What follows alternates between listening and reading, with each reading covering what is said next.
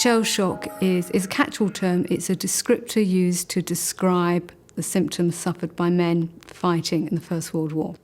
It can cover anything from stammering to full-blown nervous breakdown.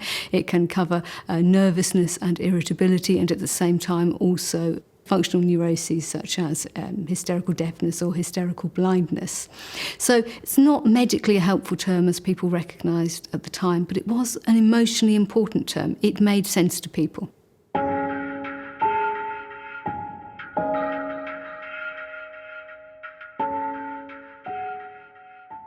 We suspect that men were using the term shell shock right at the beginning of the First World War.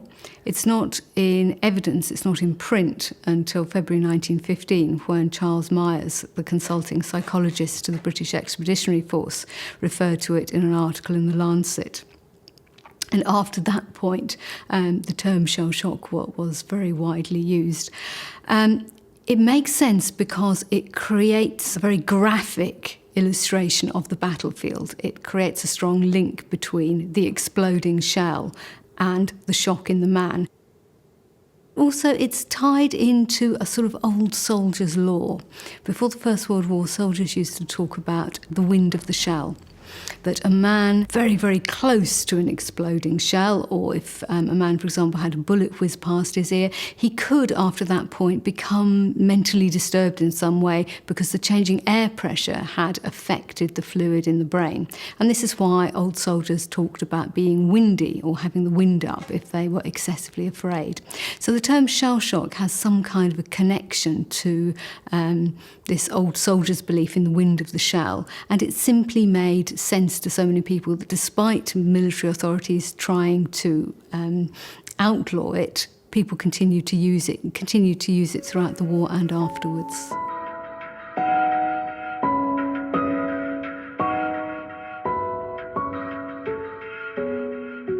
Because it's medically imprecise, someone who's suffering from, for example, hysterical deafness is really not suffering in the same way as someone suffering from amnesia or someone suffering from stammering. It's also medically imprecise in that men did not necessarily suffer mental complaints because of a direct contact with an exploding shell. It might be weeks and weeks of cold and anxiety and hunger. It might be the conditions of trench life. It might be extreme fear. There's so many different reasons behind a man's breakdown that to attribute the breakdown to the shock of a shell is simply too simplistic.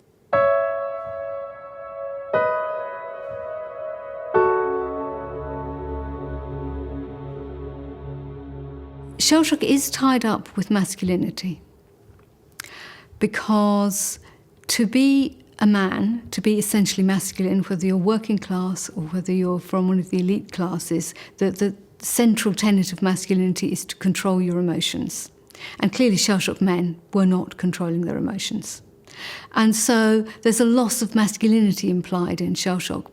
But if you had been a good soldier, if you had shown bravery, your mental collapse was not seen as shameful, and diaries of soldiers indicate that they did care for their friends, they nurtured them.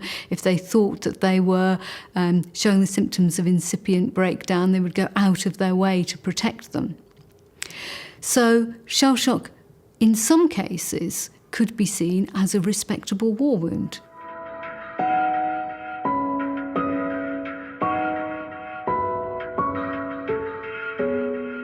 For many of the contemporaries trying to understand shell shock, they were, of course, dealing with young men. And a lot of the publicity surrounding the early shell shock dealt with boys. So if you look in sort of newspaper accounts, you can read tales of sort of poor trembling boys. And this was used during the war to attract sympathy for those sufferers. And what it's done is it's given us a rather sort of skewed understanding of shell shock, in that we tend to assume it is associated with the very young boy who can't fight. But some men became extremely aggressive and violent when they suffered from shell shock. After the war, you tended to get more stories about these very negative perceptions of shell-shocked men. Some sort of change takes place after the war, as there was less sympathy for wounded men generally, whereas the poor nerve-racked boy is a sympathetic figure. The mentally disturbed man is a frightening one.